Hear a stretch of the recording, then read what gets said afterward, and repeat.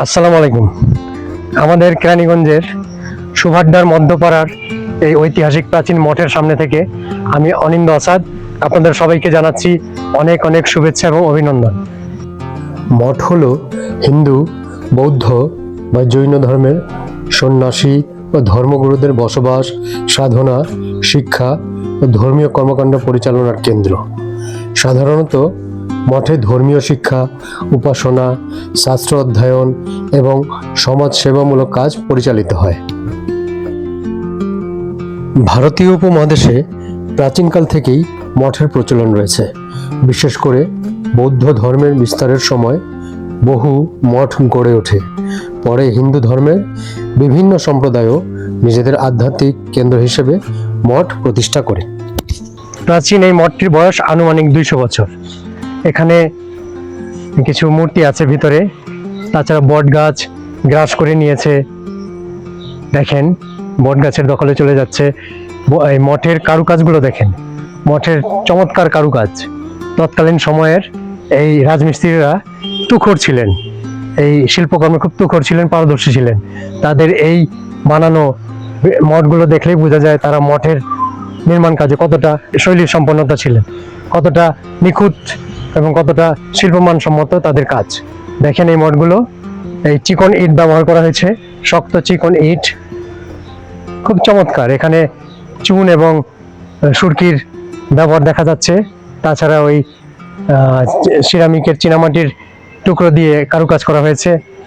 আর এই মঠের পাশেই আমরা 4টা সমাধি দেখতে পাচ্ছি। এখানে তৎকালীন সময়ে সমাধিস্থ করা হয়েছিল। সমাধির বয়সও 200 বছর। এখানকার লোকজনদের সাথে কথা বলে তা জানতে পেরেছি। আর মঠটির বয়স আনুমানিক 200 বছর। দেখেন মঠটি দেখেন। মঠের প্রধান কাজ ধর্মীয় শিক্ষা প্রদান, সন্ন্যাসীদের বাসস্থান হিসেবে কাজ করা, শাস্ত্র ও ধর্মগ্রন্থ অধ্যয়ন ও সংরক্ষণ করা, ধর্মীয় অনুষ্ঠান পরিচালনা করা, সমাজ সেবা ও দান, ধ্যান, কার্যক্রম ইত্যাদি এখান থেকেই পরিচালিত হতো।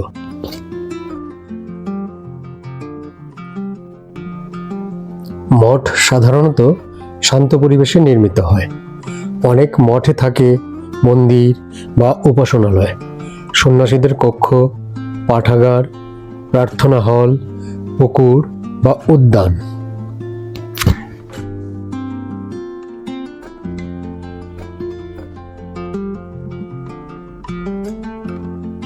আমাদের এই কেরানীগঞ্জের আনাচে কানাচে ছড়িয়ে ছিটিয়ে আছে অনেক প্রত্নতত্ত্ব ভাণ্ডার।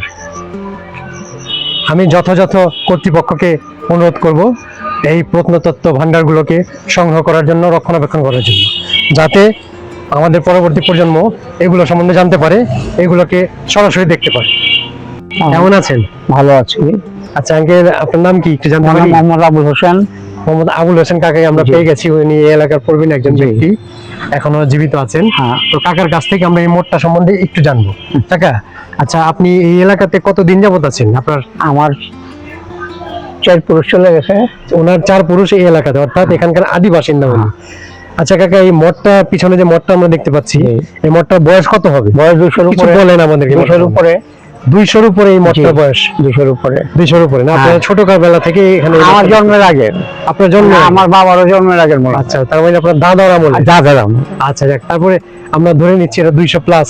ওনার ভাষা মতে এটা বয়স হচ্ছে 200 প্লাস। আচ্ছা কাকা, এখানে এই যে মঠের ভিতরে কিছু মূর্তি দেখলাম, এখানে কি এখনো পুজো দেওয়া হয়? না, পূজা দেওয়া হয় না, পূজা বাড়িতে করে এখানে নিয়ে মন্দিরগুলো এখানে রাখে। আচ্ছা আচ্ছা, পূজা শেষ হলে মঠের ভিতরে মন্দিরগুলো রেখে দেয়। আচ্ছা, খালি থাকবে ওই হিসাবে রাখে আর কি। আচ্ছা, এই মঠটা তো দেখেন এই বট গাছ দিয়ে পেঁচিয়ে একেবারে কেমন হয়ে গেছে। এটা যত্ন করে না, তো আসল মালিকটা তো নাই। আসল মালিকটা নেই না? এটা আসল যত্ন করা দরকার। আপনি কি বলেন? এটা সম্পদ। এটা একটা সম্পদ না? এই বাড়িটা বহুত বড় নামি দামি বাড়ি ছিল। আচ্ছা, এই ওই মোড়া জায়গাটা দেখেন সম্পূর্ণ থাকো। আচ্ছা, পিছনে জায়গা আছে মেলা। আচ্ছা, এখানে যে 4টা সমাধি দেখা যাচ্ছে, আমরা পেছনে 4টা সমাধি দেখতে পাচ্ছি, এই সমাধিগুলো কাদের? সতীশ কর্মকার এবং সতীশ কর্মকারের ওয়াইফ 2 জন, মরণ কবিরাজ, মতি কবিরাজ। ওনারা কারা? ওনারা এই বাড়ির জমিদার। ও, ওনারা এই বাড়ির জমিদার ছিলেন। ওনাদের বাসা হচ্ছে এটা। হ্যাঁ, ওনাদের বাসার ভিতরে দেখতে পাচ্ছেন আপনারা। সতীশ কর্মকারের বড়, তার ওয়াইফ আছে। আর মরণ কবিরাজ মতি কবিরাজ জ্যাঠাতো ভাই চাচ্ছ এই জমিদারদের হ্যাঁ। এখানে সমাধিস্থ করা সমাধিস্থ হয়েছে না? হচ্ছে, হ্যাঁ। আচ্ছা আচ্ছা, যাক, আপনাকে অনেক ধন্যবাদ আমাদেরকে সময় দেওয়ার জন্য। ধন্যবাদ।